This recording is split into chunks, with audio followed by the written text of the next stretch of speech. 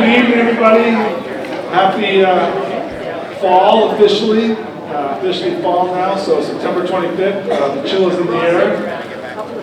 Welcome to the first of three community listening sessions for the Comprehensive Master Plan for the City of Holyoke. I'm Aaron Vega, I'm the Director of the Office of Planning and Economic Development. So let me just set the table for a moment. I'm going to let the mayor say a few comments, and I'm going to bring Alan up, who is the lead on our consulting groups, to guide us through the presentation, get some more input from you, and kind of let you know the schedule, what this is all about. So first, thanks for just jumping in.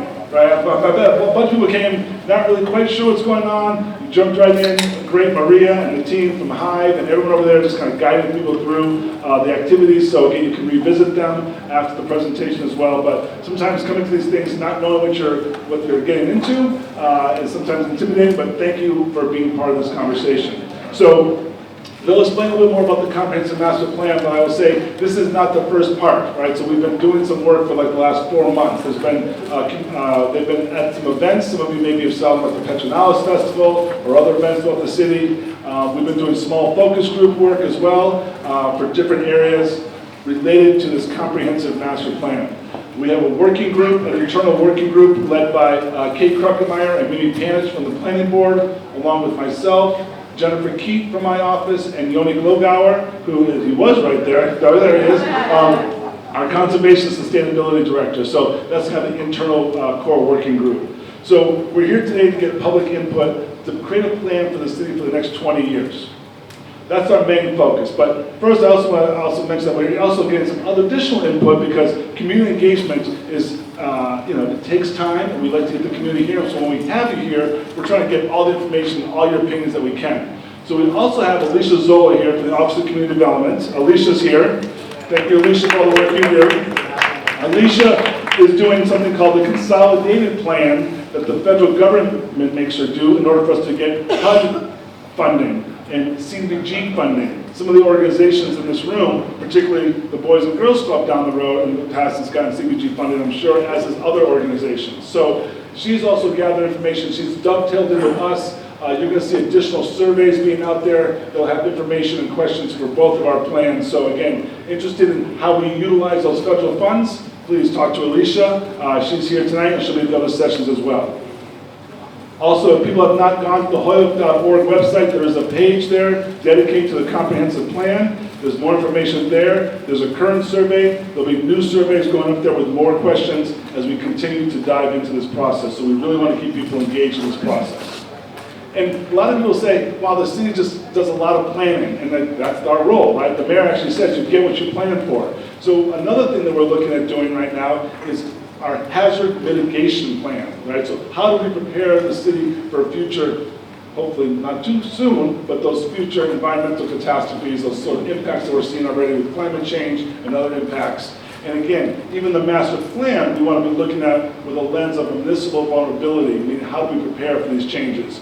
Even today, we can recognize we've not had rain in this area for almost a month, right? And so these changes in weather patterns, we know we have areas of flooding in the city. We're surrounded by the Connecticut River. We have a 3-level canal system. So we want to make sure that we are prepared for any kind of hazard situations that come before us. So there's information on the hazard mitigation plan. So Yoni and his team over here, so raise your hand. If you're interested in what the city is doing with that, DPW is very involved in that, and how we prepare, again, the city for the future. And that's what this is about.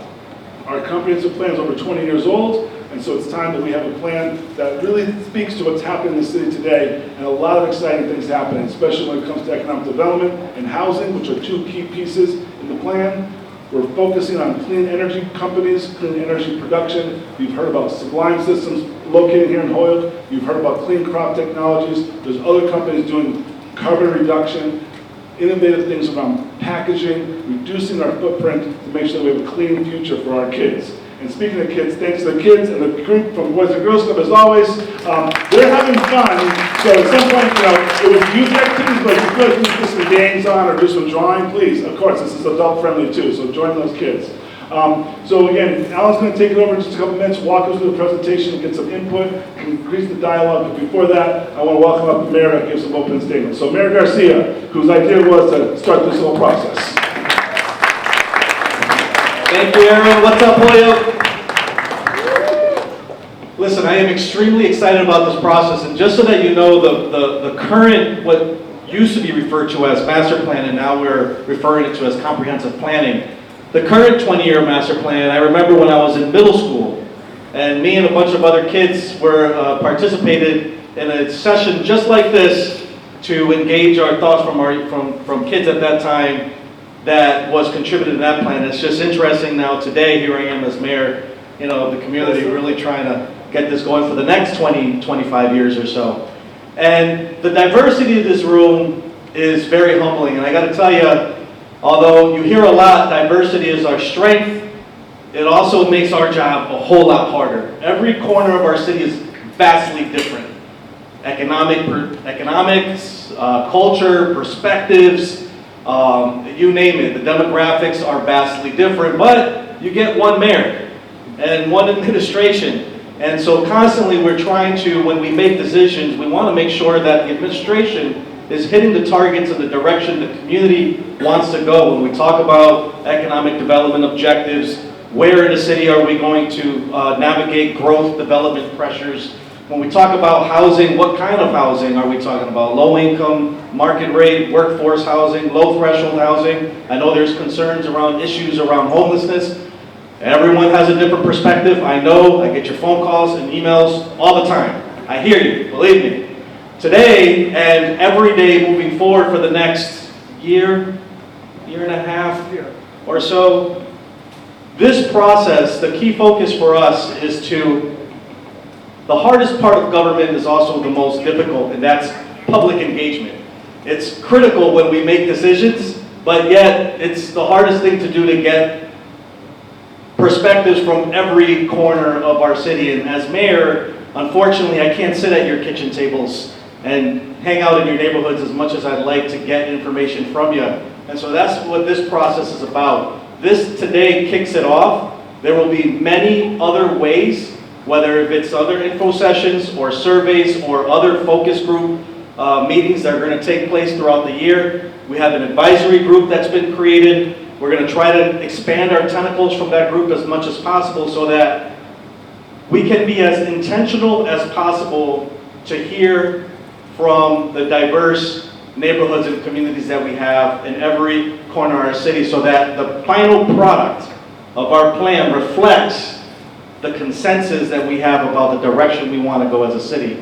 So that way, myself and future mayors between now and the next 20 years, and future city councilors, and future planning board members, we can refer to that tool when we have to make an important decision on how we invest our limited resources. Maybe it's a zoning change that needs to happen. Maybe it's a change in the ordinance of special permits.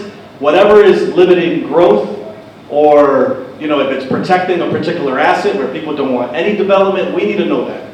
We want to know what's important to you so that we as a community can do the best we can to hit our targets in the direction that this city wants to go. Now, that's a tall order.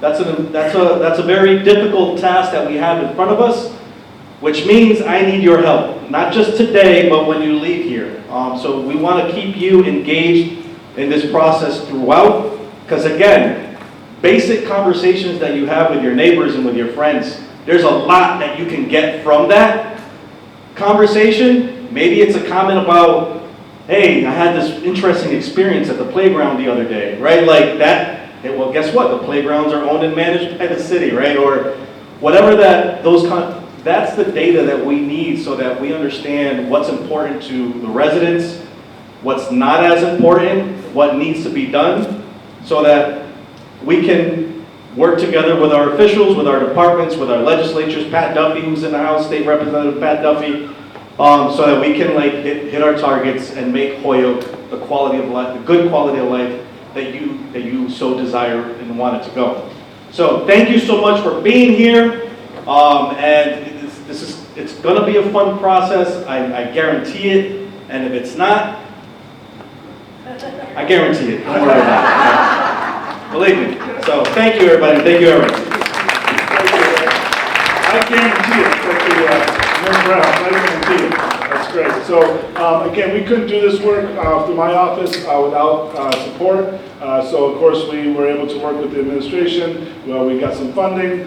Jennifer Keat, my office, went and got some grants, which is how we get things done. And so we were able to run an RFP process. And we were really impressed with the group that's doing this with us, because they were a little bit younger, a little bit more innovative, a little bit more non-traditional, a little more hungry, if you will, I think, and really excited about working in Holyoke. And many of them, through different parts of the team, had already had some experience in Holyoke. And we really thought that was important to get people who understood Western Mass and had some experience with Holyoke. So, though they may not have their offices in Holyoke yet, we're really happy to be working with all these groups. So Alan is going to be presenting and guiding us through the rest of this and introducing his team. So Alan, come on up. The microphone is yours.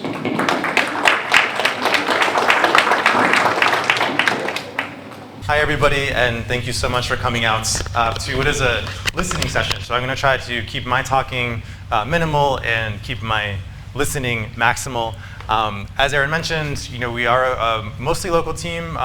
I grew up in Fitchburg. My mom lives in Wendell, not too far from here. We have team members who live in Northampton, Cambridge, and a little bit further away in New York City. So we're really happy to be on this project. We really care about Western Mass and this community, so it's really a privilege. So thanks for spending some time with us, and we'll do some more introductions as we get through the presentation. So as you came in, you saw a passport. If you grab one of these passports and go to each of the stations, you can get them stamped, and we have some free giveaways, some seed bombs for your garden. We're also giving away $10 gift cards to the farmers market for filling out the survey. It's our way of saying thanks for making some time to lend your input. We also have question and comment cards. You'll see we have some questions for you. You probably have some questions for us. So feel free to use the comment card. We'll also have some mics later on in the evening. Also back in the gallery, you see 4 boards that share some information about some of the research, the mapping, and the analysis that's been done so far. This is all meant to spark some conversation around some of the topics in the comprehensive plan. And then there's some activity stations. Sebastian, who's pictured here, is at these stations asking you, what do you think are Holyoke's greatest assets? What's important to your quality of life? And what is your dream for Holyoke? If you haven't already, please participate in those stations in the back of the room. But getting into the content of a comprehensive plan, what is it? Really, it's, as the mayor has said, it's a vision for the next 20 years of the city's future. It is a legal document mandated by the state, and it's comprised of these 7 topics: so economic development, housing, services and facilities, circulation, open space and recreation, natural and cultural resources, and land use. So basically, it's everything. it's everything that makes up the city. What type of city does Holyoke want to be and grow into? And then how do we implement that? Notice the implementation plan at the bottom. So it is about dreaming, but it's also about figuring out how we get it done in a sometimes challenged environment. So we are the consultants, Agency Landscape and Planning, Cambridge Economics, Niche Engineering, High Public Space. So we're working with Aaron and his team in the planning office, as well as the planning board. And we are guided by a comprehensive plan committee. Actually, if we could just take a moment for folks who are on the volunteer comprehensive plan committee, if you could just raise your hand. Yeah, so these are, yes, thank you. So these folks are volunteering their time to get into the weeds with us, to look at the zoning code, to look at funding sources and figure out that implementation piece. So when we take your input in meetings like this, we're making really meaningful pathways to acting on what you say. And that's where you come in on the right-hand side, public input. When we say public input, our approach to this is to have an asset-based mindset, focus on what are Holyoke's community assets, to make sure we're including minority voices, especially those that are not often heard in these processes. We know that we're not the first planners or designers to ask you your dreams for the future, so we want to honor what you've already shared and what you've already said. We want to share decision-making and the co-creation of this plan. And finally, we want to keep it fun, keep it playful. if you're going to volunteer your time, I want to make sure we have food and games and things like that. You might have seen Sebastian, Preteen, Alexa, if you can raise your hands, they're leading our engagement. You might have seen them at Fiestas Patronales or Noche de San Juan, or just around town. They've been popping up to try to meet community where it already gathers and do some input that way. We've also held 6 focus group meetings. I see some folks in the room actually, where we've, again, really tried to get deep into the issues, things like cultural resources, land use and zoning, transportation, etc. So here we are listening and learning right now. That's been happening since the spring and into the summer. That's where a lot of this outreach is happening. And we're starting to transition into the envision aspirational futures. So we really want to hear from you and what are your dreams for your community. And that's going to take us through the fall and winter. And then in 2025, once we have a shared vision, we'll start to talk more about, okay, how do we actually make this real? Okay, so that's what the project is about in general. Now we want to prompt some conversation by sharing a little bit about what we've been hearing by listening and what we've been learning by studying and mapping and analyzing. So beginning with community context, we understand Holyoke is nestled in the Knowledge Corridor at the intersection of 91 and the Mass Pike, which makes for great transportation and connectivity. It has unparalleled natural assets. But despite this, as you can see, it has a slightly declining growth rate, which compared to Hampton County in the state is slightly going in the other direction. Such unique character, the canals, obviously, the historic mill buildings, Mount Tom, walkable neighborhoods. There's so much unique character that you just can't build anymore, and it's hard to find other places.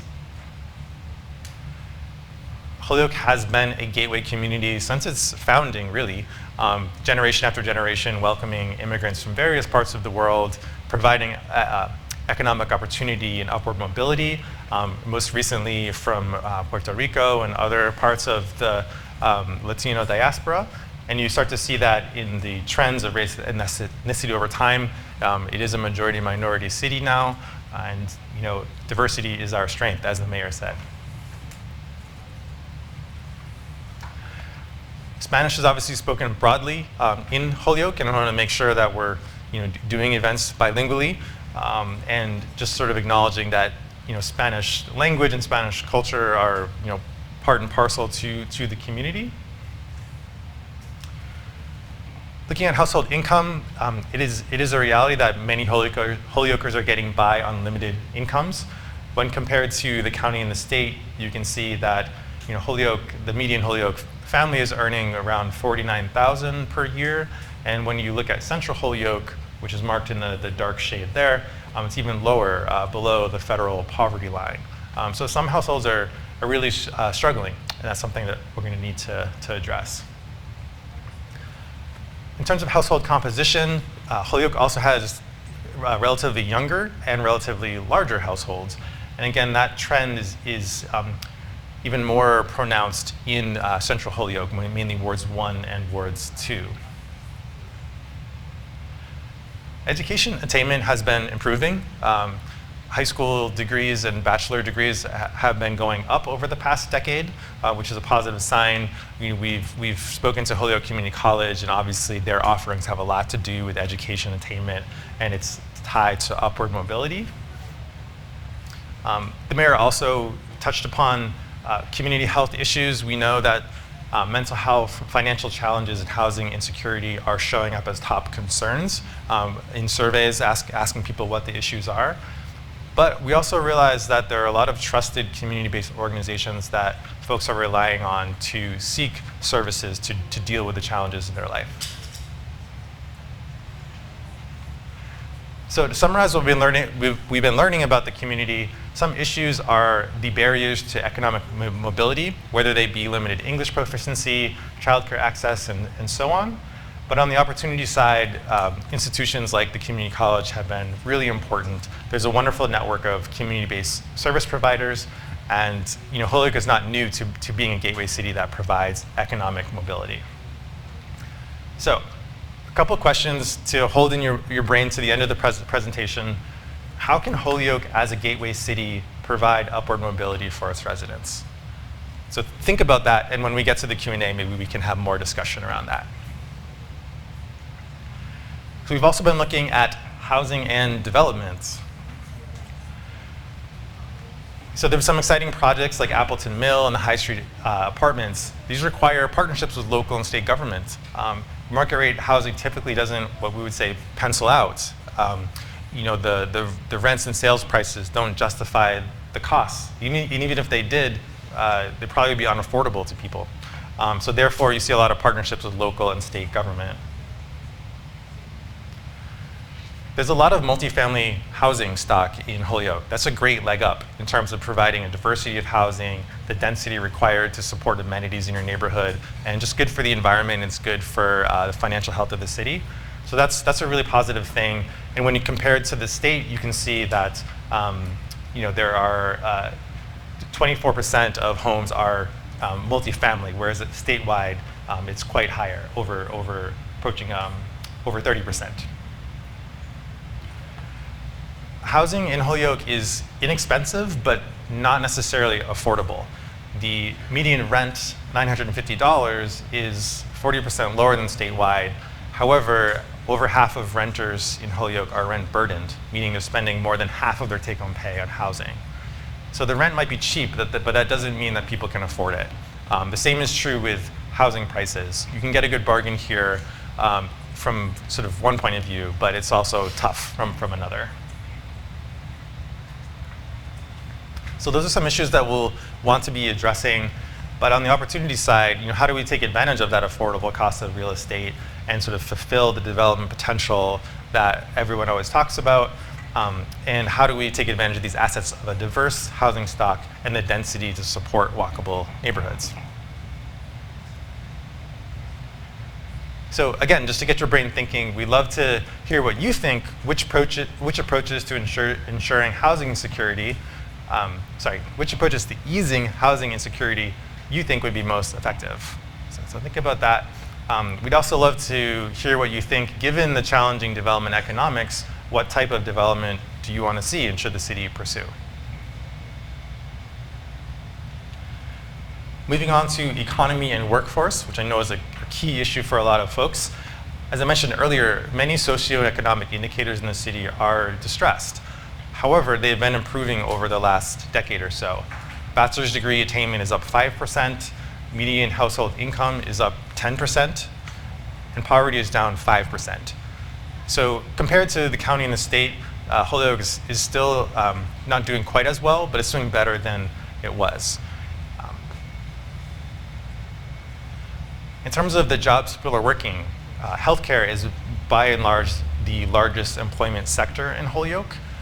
Manufacturing is also important as well. It doesn't employ quite as many people, but the jobs tend to be slightly higher paying. And obviously there's a tradition of manufacturing here in Holyoke. So that seems to be a really good fit.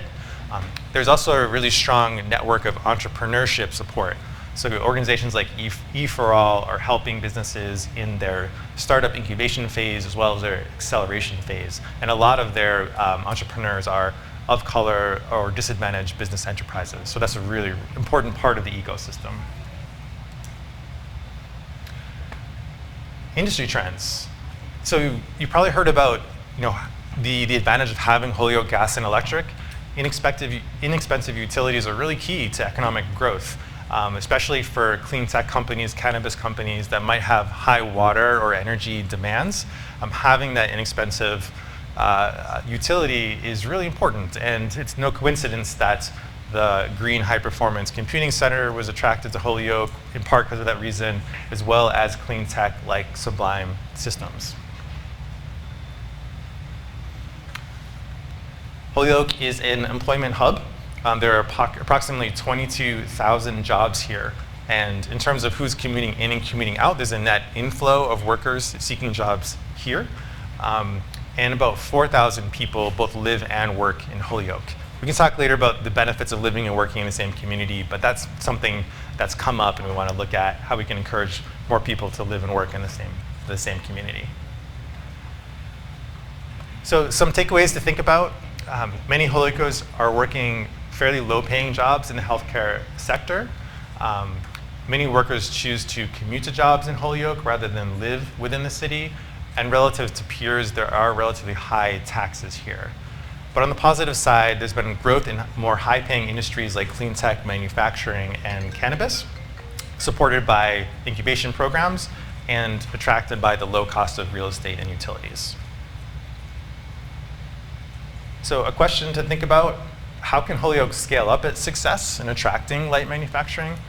Then also, what about food and culture? Could Holyoke develop itself more into attracting folks who want to have dinner or experience a cultural event? Okay, so moving on to natural assets. Holyoke obviously has an abundance of preserved nature, especially to the west, to the north, Mount Tom, beautiful river in the Connecticut River and the Canal Walk. Again, outside of maybe Lowell, Massachusetts, it's really hard to find this type of environment. However, despite the abundance, not all of these assets are easy to access. It's hard to get to the Connecticut River, and if you don't have a car, it can be hard to get to Mount Tom. Aaron mentioned climate change. It's a really serious issue. In addition to the drought that you're experiencing right now, the number of dangerously hot days above 90 degrees is increasing. The graph on the bottom in the orangish color shows the projected increase in temperature, whereas that short line above it is what the actual recorded temperatures are. So we're almost double the projected number of days above 90. So that's quite alarming. And when you think about what's called the urban heat island, the expanse of paved parking lots, sidewalks, lack of street trees, that increases temperatures another 5 or 10 degrees. So that's a pretty big issue there that we'll want to look at.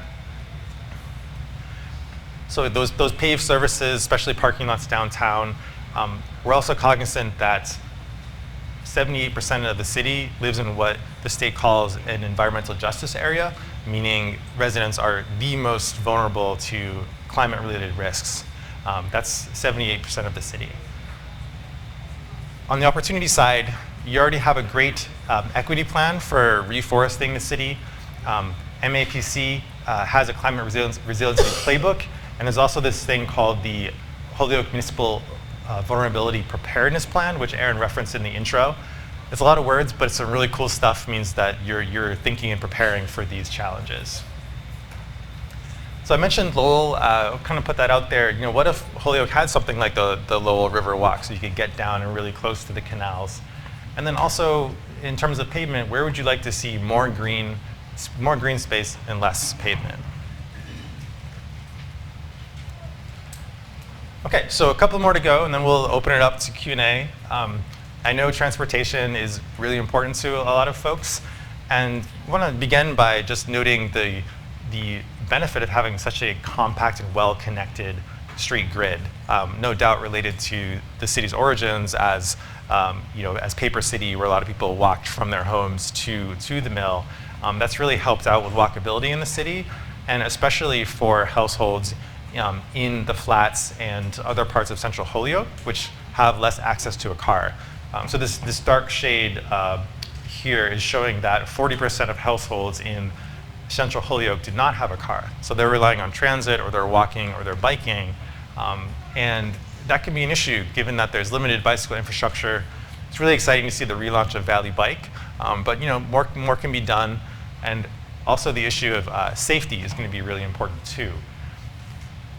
High injury crashes are concentrated in central Holyoke, specifically on High and Maple. Yes, MassDOT does have plans to address this, but until that happens, it continues to be a very vulnerable place for folks who are trying to get around without a car.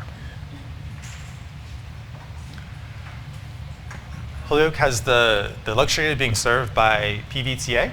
However, we're hearing time and time again that some challenges related to staffing shortages, as well as some of the negative social behaviors happening around transit, are challenges to increasing ridership and increasing reliability of the service.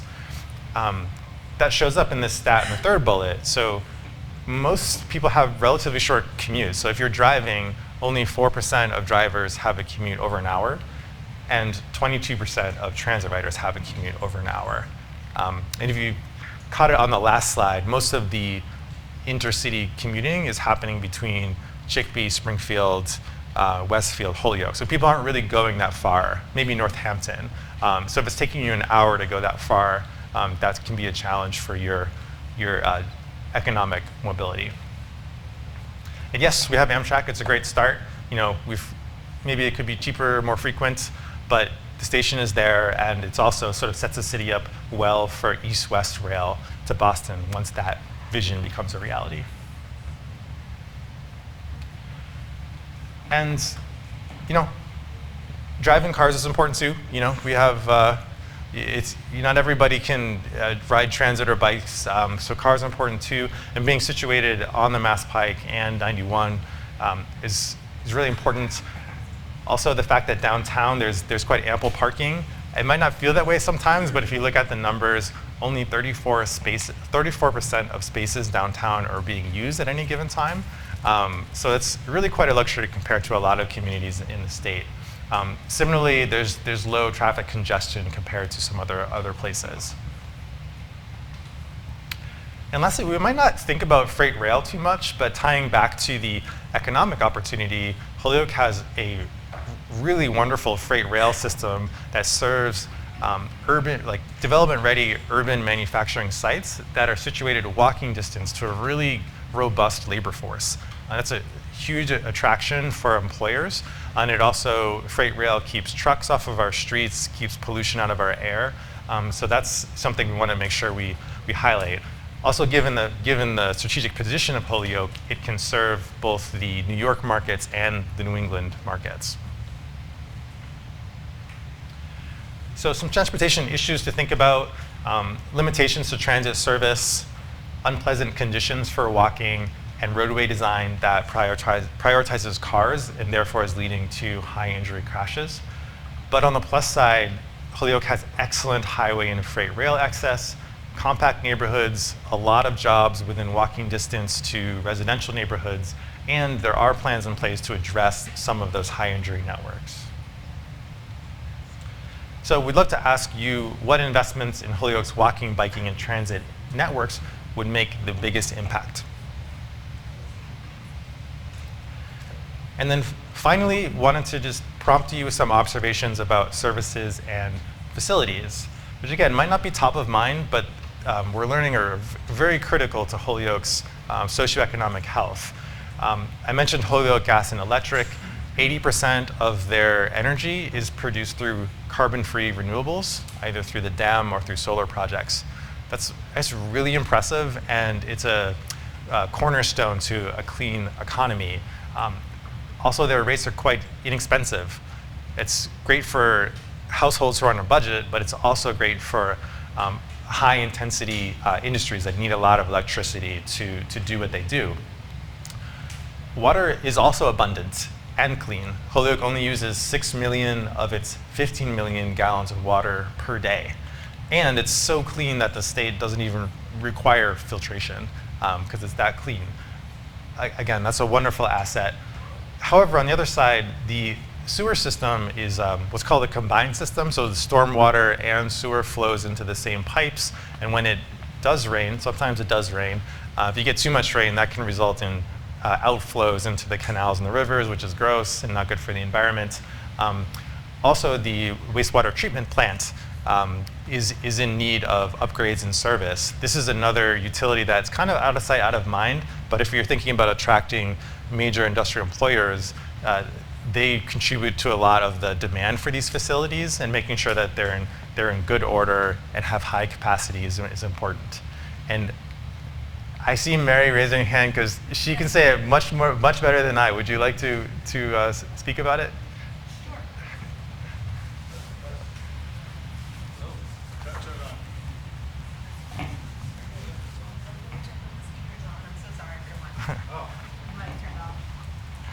Mary told me that I better get it right when I talk about wastewater treatment plants, and I'm afraid I haven't done that. No, you did great. Can you hear me? Okay, so I'm Mary Monahan, and I'm chair of the Board of Public Works. Now entering pre-charge. Want to use this one? This is all part of it. Thank you. And this is important. So again, I'm Mary Monahan. I'm Chair of the Board of Public Works.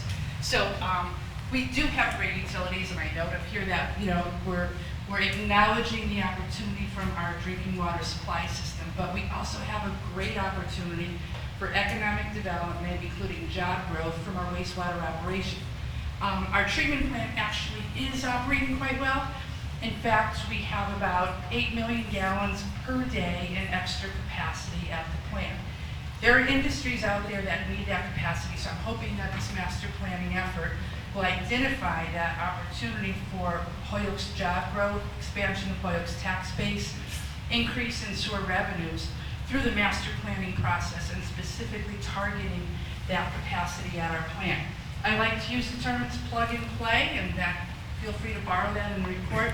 But the reason it's important to be in there is these items, when acknowledged, like the mayor said, make sure that the city doesn't forget about these opportunities, but it also positions us for grants to improve our wastewater collection system. So yes, that I'm focused on this as the chair of the Board of Public Works, so I don't want this conversation to stop. Thank you. Thank you, Mary. You have wonderful, highly knowledgeable people that are public servants for you, so you should feel very, very lucky. And to round it out, just one last slide about Holyoke Public Schools, which we are in one of the facilities. Thank you so much to Holyoke Public Schools for hosting us, despite serving over 5,000 students day in, day out. We know the system is in receivership and trying to exit that as soon as possible. That'll be key to Holyoke's future, and it relates to a common theme we've been hearing across departments, which is relating to staffing shortages and sort of getting the good pay for city workers to make sure that you can attract and retain staff so that the city can deliver high quality services to support the city. So we have been hearing about that issue. We've been hearing about some issues related to stormwater, but on the plus side, we can't overstate the value of having inexpensive carbon-free electricity, abundant clean water, and the 2024 capacity building plan is going to soon get the Holyoke Public Schools out of receivership and back into local control. So again, to prompt the discussion, we'd love to hear how Holyoke can leverage its affordable and largely carbon-free energy mix to land new employers. And we also would love to hear about your experiences with some of these ideas around green stormwater infrastructure, tree canopy. Have you ever experienced that? What did you think? Do you think it could work? Do you think it could be a good fit for Holyoke? So before we open it up, I just want to offer you the opportunity to scan this QR code. It's also in the back. We have a survey, and we're giving away gift cards if you take the survey. This will take you to the website where you can subscribe for updates, hear about events, things like that. So please do stay in touch. This is the beginning of a conversation. We really, this plan is nothing without your voices. So please do stay part of it. So with that, we threw a ton of information about ASU. This was us doing our due diligence, trying to listen and trying to learn. We want to prompt a conversation. So with that, I will pass it back to Aaron to moderate a Q&A and we can get into the discussion. Thank you so much.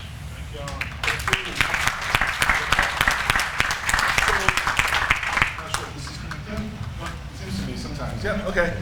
So again, open discussion here, but again, obviously the team is around if you'd rather one-on-one discussions, but sometimes group discussions spurs other things. So again, we're not going to figure it all out in the next 35 minutes or so, but again, we're going to start this process and you're all coming along with us. So questions, comments, I'm happy to walk around the microphone. I can reiterate the question as well to make sure it gets heard. But if folks have questions now, let's have them open up. Start right here, front row. So how do we find out what grants are available to us so we know what we can do as a city? Great question. So grants. So my office, particularly with Jennifer Keith and myself, DPW with Mira Gates, we're constantly looking for grant opportunities. I will say there is, just to pick up on one of Alan's last comments, there are some challenges right now, staffing-wise. City engineer, we're focused on transportation. There's a lot of transportation grants out there right now. But we just worked together as a city, departments and some partners applying for a $20 million federal grant for the EPA. So we are constantly looking at grants, and given Holyoke's situation economically, write a grant, and the information that they've gathered is helping us write grants. And so we're obviously in competition with lots of people, but often a lot of the work we do can't be done without a grant. We wouldn't be able to do this if it wasn't for the grants. We're looking at grants to address some of the stormwater issues through DPW. We're open to hearing about grants, so if you as the public hear about grants, we're obviously welcome to work with the organizations. The mayor and I will be putting out a press release in the next week or so to encourage nonprofit organizations as they apply for grants to engage with the city early on, because a lot of times, especially in the nonprofit sector, you have organizations going for the same grant, so we're trying to avoid that. And they all want a letter of support from us, so we want to make sure we're more involved in that. But really, there's a lot of federal grants out there, and there's a lot of state grants out there, and we try to monitor them as best we can. And usually it's either word of mouth or newsletters that we're subscribed to, or again, we have a really great relationship with Senator Markey's office, so we get an email every month from his office indicating federal grants that are available to us. So it's information sharing, but perhaps one of the action items we should think about is how do we engage the public more in that process? So we're always trying to get more grants. Yes, over here.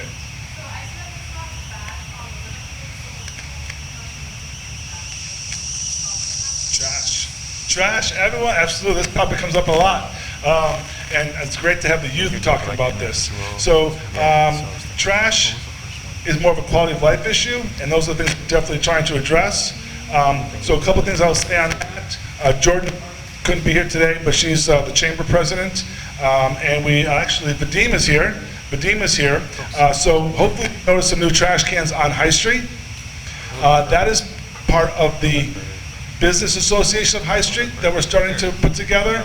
And in fact, it's a grant that got this going. And the city's not responsible for those trash cans. We've actually worked with a private person to pick up those trash cans and deal with it.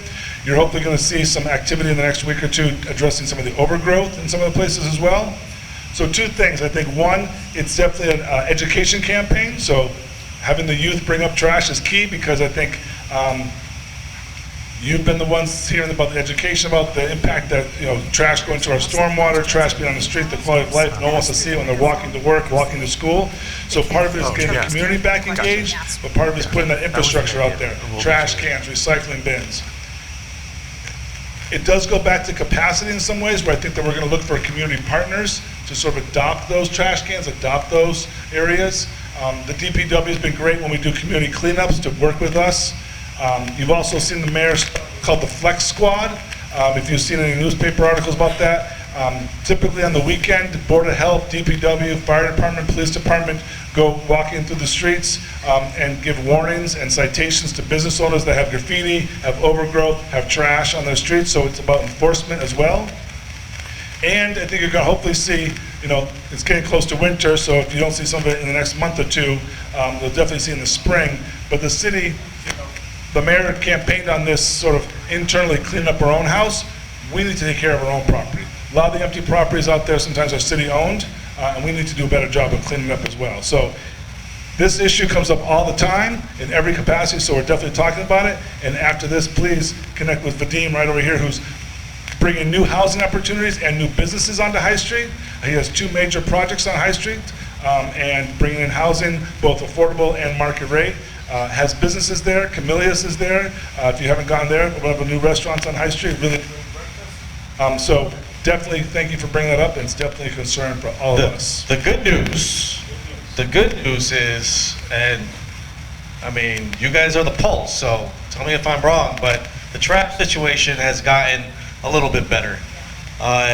Since for many reasons.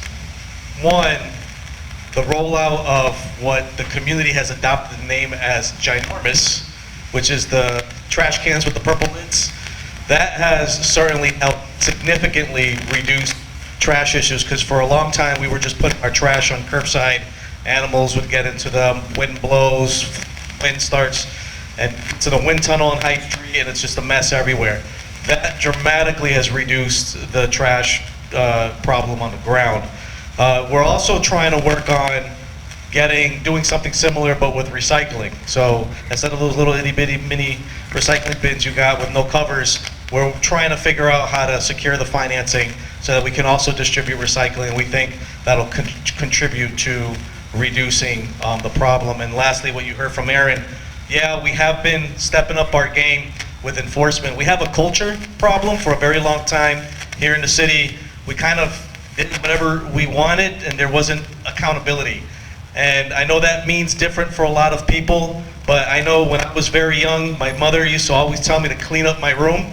And so here I am now cleaning up my room. We're trying to enforce the ordinances, basic things, basic enforcement of the ordinances so that we can start change the culture together.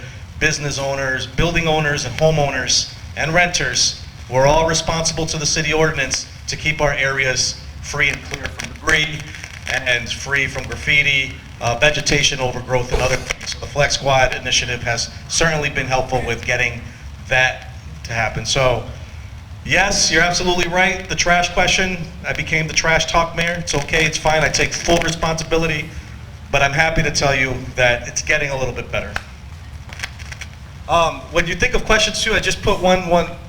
Here's one that was asked: how can Holyoke as a gateway city provide upward mobility for its residents? I was curious to hear if there were any ideas from anybody on that particular question. Sorry, I don't have the wireless. Absolutely.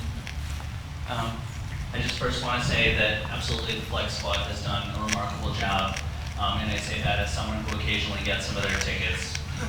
So please keep going. Aaron, let me run the mic with this one. I really want to shout out the City Council, Aaron Vega, and particularly the Mayor for the focus on, in all of this planning that's been going on, particularly the focus on the safe streets and the mobility aspect of it.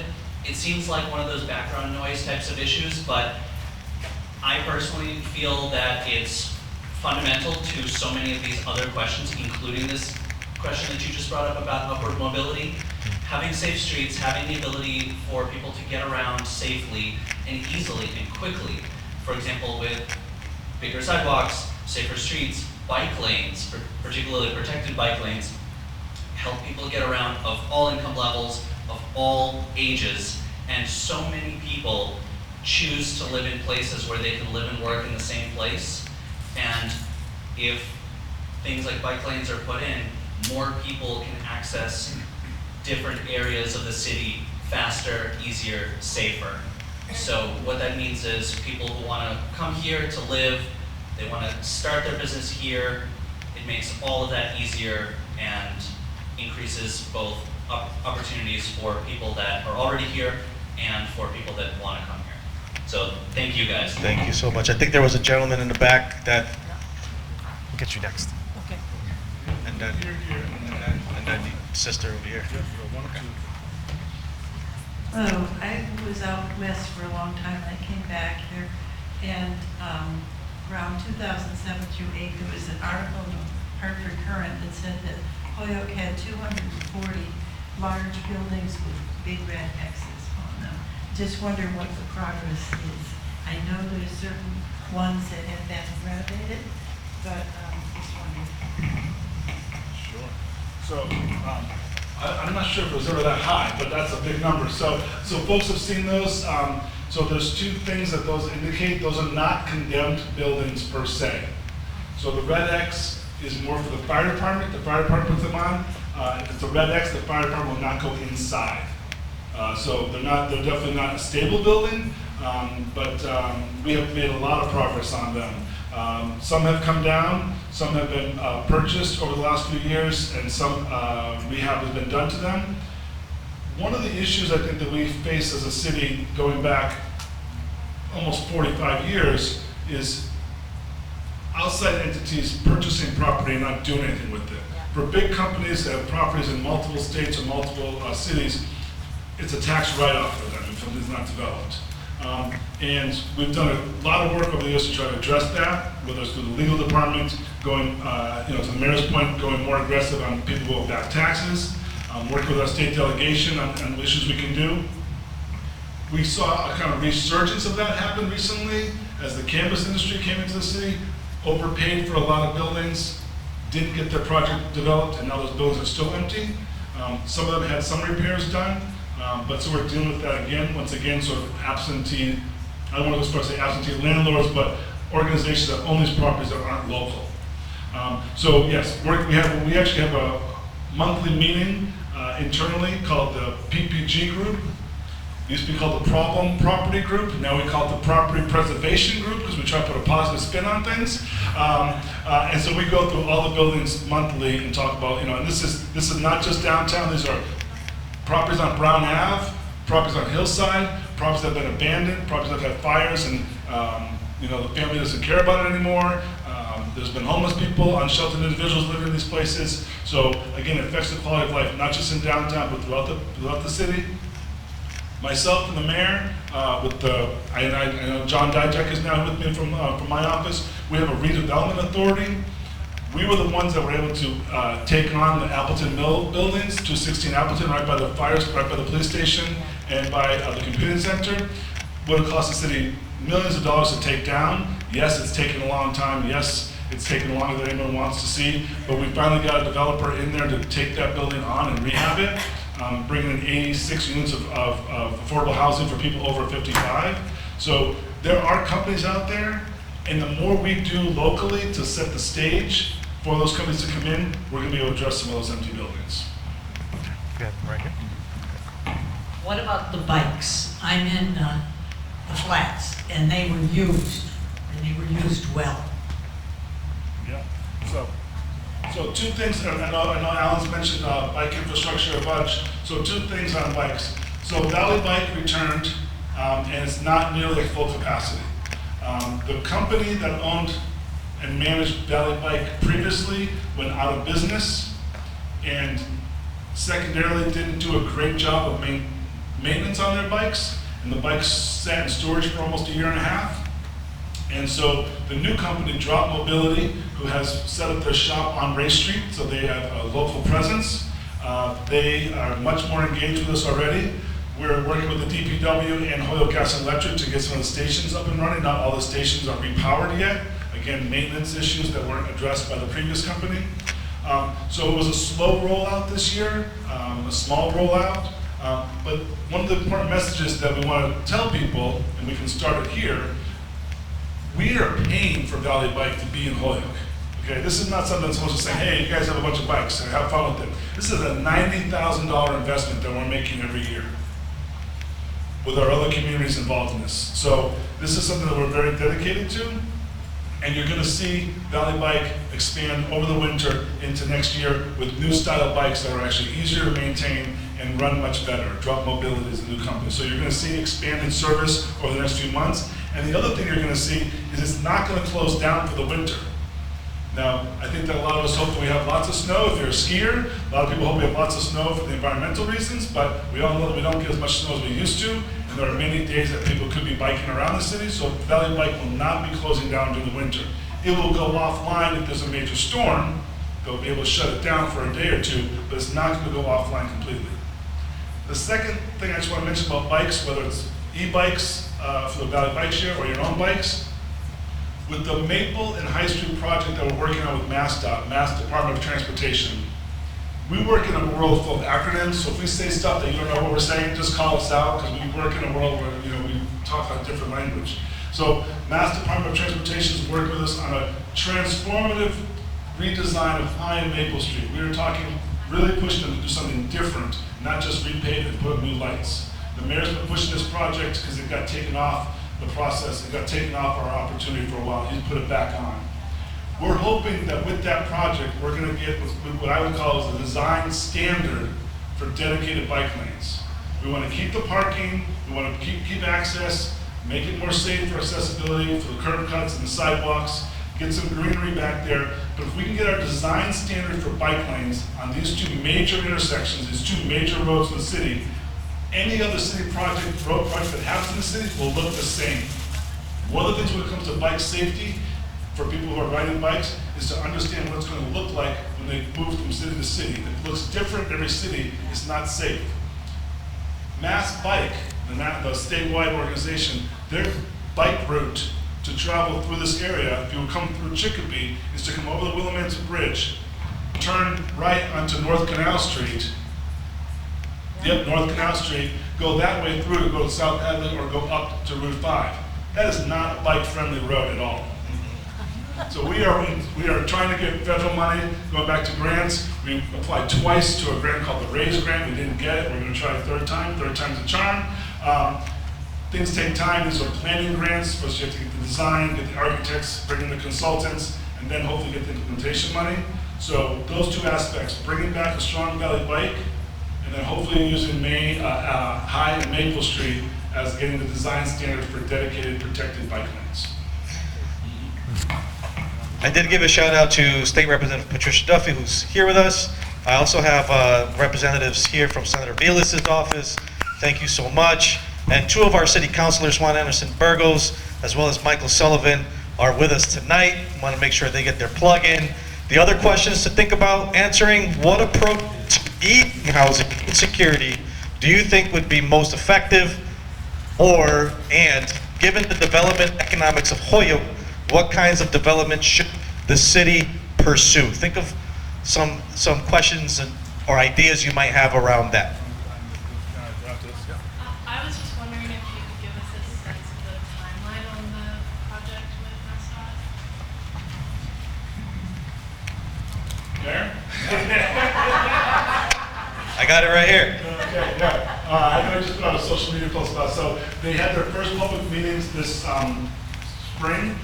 They've been in design standards, they're doing the due diligence now, and I think they're going to be coming back for public input next month, but the mayor is going to his post. So since our public engagement meeting in late February, early March or so, the following work has been done. So there was a completed intersection control evaluation, what they also call ICE, as far as acronym is concerned. Stage 1 of the process in April. They posted public meeting results. We had a public meeting back in March or April. They posted those results from that meeting. We got a lot of great feedback on that. The consultant with MassDOT has met with the bike and the committee. They also met with PVTA. They also met with the High Street Business Association in early June. They reviewed and analyzed crash data for all 33 project intersections, entire length of High and Maple. They have developed preliminary design concepts. So around October, November, they're going to be sharing the preliminary design concepts with us. Meet with city officials to review the concepts, feedback, discuss next public presentation. They're looking for December, January timeframe to be the time when we'll do a potential public engagement meeting to present the design concepts, get more feedback. In December, they want to do what's called an RSA, potential road safety audit, and then other things and so forth. So that's the planning phase. The actual construction implementation phase, they're anticipating another 3 to 4 years out.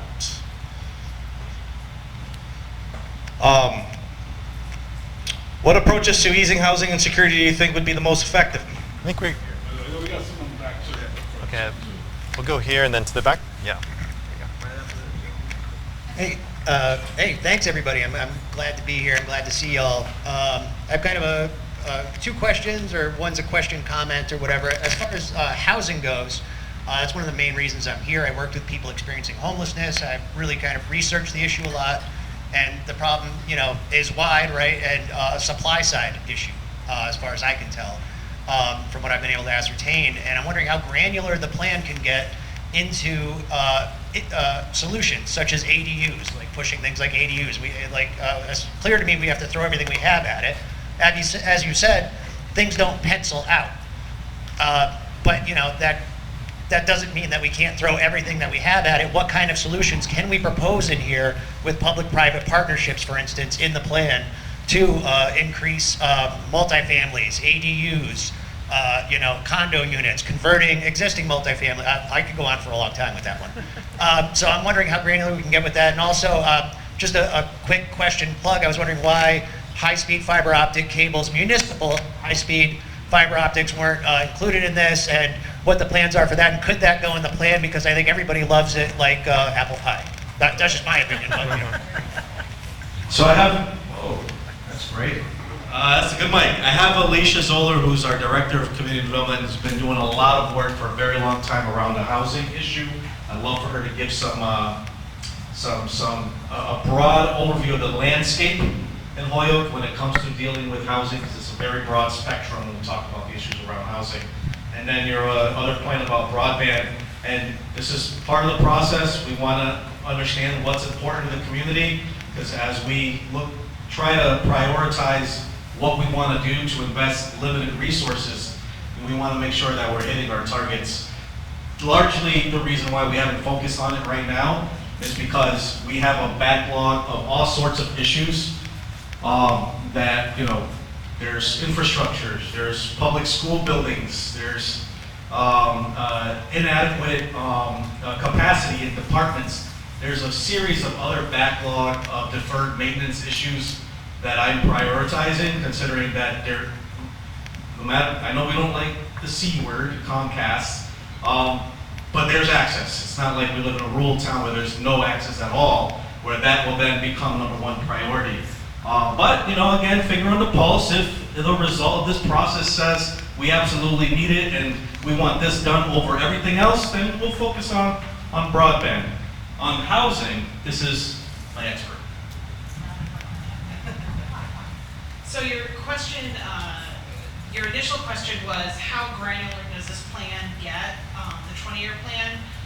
So I think in terms of housing development, it's probably a higher level, right? It's probably like an umbrella where the city is going to look at zoning and what can we do in terms of zoning changes to increase perhaps the density of housing in places that we don't currently have dense housing, things like decreasing lot size. A lot of places you hear that 2-acre zoning limitation. So those are the kinds of things that this plan is going to work on.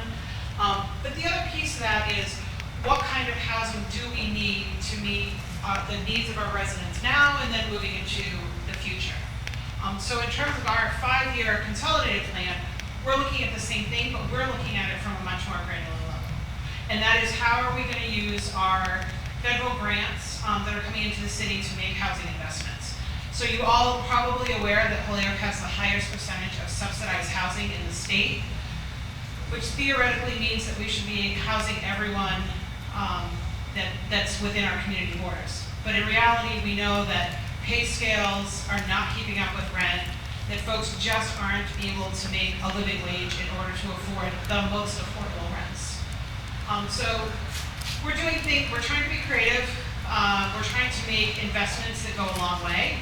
I will tell you that anything that's done with federal dollars is incredibly expensive, far more expensive than if you do it without any government subsidized money because of all of the requirements. But we're certainly well aware and working on the needs, particularly with those in our community that are unsheltered. I will share with you that we also had a point in time count in January. How many unsheltered folks did we have on a cold January night in Holyoke? And the numbers came back between 70 and 80 unsheltered folks. That was the highest number that we've ever seen in the city of Holyoke. Is that because this year we really put effort into going out to the nooks and crannies in the area and counting everyone? Or is it because there really are more people on the streets? We're also very, very concerned about not just our individuals who are homeless, but also our families who are homeless and our homeless shelter system here in the state. You're all well aware, it's way over capacity. We have far more people, particularly families, in need of housing than we ever have housing units. Some days it feels like the more good work that the government's trying to do is we're creating more and more problems for ourselves. One of the solutions that the state had for sheltering was to rent apartments and put 3 and 4 families in each apartment unit. Well, that's created a new issue for us because now those apartments are under long-term leases with the state and nonprofit providers, and so those units aren't available for us to put people in. So, I know that was probably longer than you wanted, but we're working it. And if you have ideas or specific, like I need, I'm looking to Dean because he and I have been having conversations. We identified over the last few weeks a specific need, and we're trying to figure out how to fund it to meet the needs of particular families. But if you have other ideas, you know, if SROs, single room occupancy, I know in the 80s and 90s we got away from that and said, no, we don't want to do single rooms. Now we're finding people who may be coming out of incarceration, who may just, you know, be heading towards retirement, have a little part-time job, but maybe SRO is the way to go. So that's kind of the level that we're looking at. Yeah, just two little quick comments, and definitely stay involved in that conversation. I know that there'll be more opportunities for that, and we try every partnership we can, but just as an example, that wind development project took 8 years to get 88 units of housing. So at that rate, we're not going to solve the housing crisis anytime soon. So, and the dean can tell you how much the lift is to get 18 units. So it's not easy. The ADUs, I just want to mention, the city council, the planning board, we had an ordinance for ADUs before the state. It was focused on the downtown, the DR zone. Downtown residential zone. Now it's opened up. We are starting to get a few inquiries in about different zones that want to do ADUs, so that is probably going to be something that we see happening. We may put some additional local regulations around how we want to have those constructed, but we definitely want to see ADUs as an opportunity. And also just one last shout out before there's another question. Price Armstrong, I see you were working, but raise your hand. People interested in bike stuff, we have a bike ped committee. It was mentioned in some of the comments. Price is one of our long members there, avid biker. If you see him in a car, I probably have to do a double flip. I mean, the guy biked down to New Haven at a conference where I went to. So we have a committee that's looking at two aspects. One that is the bike ped committee. They want to look at the plans for the MassDOT roads and stuff like that. They could input on those protected bike lanes.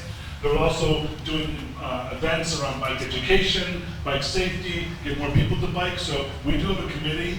It's run out of my office through our massive motion coordinator, which is state funded through DBH. So I have a whole staff member that's funded through a grant. And so that way we can keep a committee talking about those issues. So if you want information on that, please contact us. We always want more members. So there's no more comments, questions? Okay. So, is this working? Okay. The question I have is the Kmart Plaza, which seems like a while back they paved a lot and they relined the lot. Is there something going in, or is that a place where we can put some housing? I speak my language. We talk about Kmart Plaza and the mall almost weekly. We have a good relationship with the mall. I think the mall is also an opportunity we'd like to see housing at. We've seen other malls start to convert to housing. We think that's a really great opportunity. Kmart Plaza is not in our control. It's the beauty of the free market. The owners of that part of the plaza have not been the best to work with. We've had lots of inquiries, and they've been contacted, and they have not. They have a very high asking price. We've asked them to actually even consider taking the building down, so it was more of a site-ready property. They refused to do that. They pay their taxes. They pay their vacant building registration. There's very little we can do, but we definitely market that. We point that out to every developer that comes to us. We had someone just in the last month or so working with John Dijak, and it didn't go through. So definitely we think it's a key location. It's right by the highway. It's right on the bus route. If you had housing there, it has lots of amenities, a grocery store, other things like that. So we think it's a perfect area. It's just, if I can get control of that, if they have back taxes and we could go after them and get my redevelopment authority, we'd probably see something happen faster, but definitely on our radar. And I think one of the things that the master plan perhaps will do is point out areas in the city where we feel that there can be more development. Because we don't want development everywhere in the city. We want to keep residential neighborhoods, we want to keep our protected areas environmentally, but there are obviously key areas, not just in downtown, but throughout the city that we think need development. And so that's probably one of the things that you'll see in the master plan, these areas that are for potential development. So keep in mind, what development ideas you want the city of Holyoke to pursue. What if Holyoke was a regional food and culture destination? Other questions. how can Holyoke scale up its success attracting light manufacturing and clean tech employers? Think of, some questions, maybe ideas. I want to be mindful of people's time. We'll take one more question. We obviously can have little private conversations, but again, all this information is going to be on the website. If you've left your information, we'll reach out to you, but this stuff will be available. Encourage people to come to the second meeting. The second meeting is up. The meeting is already scheduled. The second location is actually going to be on Saturday at Heritage State Park. So we're going to have a little bit of fun on Saturday. And then we have one more meeting before the end of the year as well. So, but again, you may be contacted to be part of a smaller group. You may be contacted to give some more input. We're open to having all that input and getting some more information as we speak. I know Yoni's going to be upset with me for doing this because he didn't want to take over this meeting, but I also want to highlight there's an additional public meeting coming up October 3rd at 6 p.m. It's not tied to the comprehensive plan, but it is a very similar topic. It's going to be looking at hazard mitigation and climate adaptation. This is a topic that the mayor is very passionate about, and as we've seen today, it's a topic that we all care about. Our cities are getting hotter, we're flooding more often, and it's something that we need to plan for today so that in the future we'll be prepared. Thank you so much. And again, these plans all kind of inform each other. So, Mary said there was one more question. You want to take public? Was there one more? We got time. We're not kicking anybody out, but I want to be mindful of people's time. So, yes, one more question. And wrap it up. Hi, so kind of talking about like public transportation and all that. I'm curious about, talking about green spaces and outdoor recreation and combining that with, public transportation and access to these green spaces. As you know, Aaron, there's a national scenic trail that goes right through Holyoke. Everybody, that lives in Holyoke lives less than 5 miles of the New England National Scenic Trail, which is effectively a linear national park. And one of the biggest barriers for folks getting outside is access to information, but also just access to physical transportation. I mean, currently there are 8, PVTA routes that cross the trail itself, but they don't really stop. There's only 3 or 4 stops, and then there's not infrastructure to actually get to the trailhead from where the stop is. So I'm curious too, in looking at public transportation and combining that with green spaces, being able to access outdoor recreational spaces, if that's going to be a consideration, talking about the future planning for public transportation.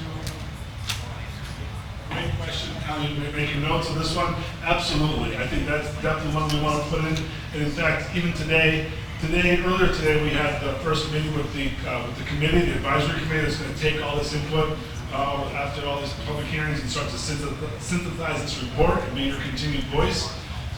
It was brought up there today, what if we had a local microtransit? What if we had a trolley like back in the day that just went around the city all day, bringing people to work at certain locations? Have some of those green space stops. Stop at the hospital, stop at the health center. Depending on where we have new development, open squares looking at doing 86 units of housing. Tying those locations in. We also obviously we're working with the Bike Ped Committee to get information out there. As you mentioned, all these trails are right here in our neighborhood. People don't know about it. So it's an education campaign, but yes, I think connecting green space, recreation is what our master motion coordinator is focused on, and connecting that in the master plan, absolutely, and keep pushing that question as we go forward. Absolutely, good one to end on. So take advantage of our natural resources even before this master plan, right? Take a hike, take a bike, bring the family out there. Come downtown, check out some of the new restaurants that are happening. If you have any questions, please reach out to me. Alicia, do you have anything else you want to say? Okay, excellent. Wrap it up. Absolutely. So, how many folks were in the room for a 1999 master plan? So, that question about access to green spaces and access to outdoor recreation was one of the key points that was made in 1999. And as a result of that, really good news. As a result of that, the city made a commitment back in 1999 that every resident would have the ability to walk to an outdoor recreation spot within, I believe it was a quarter mile of their home. And the city actually achieved that goal. It doesn't feel like it, but if we mapped it, we certainly could map it and take another look and verify this, but at this time, everybody in the city of Holyoke should be able to walk to some sort of outdoor recreation location. It might not be the Appalachian Mountain Trail. It might be just a tiny pocket park where you can picnic or maybe walk the loop or have a playground, but that was a commitment that was in the 1999 master plan. So, but take a look at the map. everybody. Give yourselves a round of applause. And again, we're here, continue the conversation, and again, we'll be back soon. All right, thank you.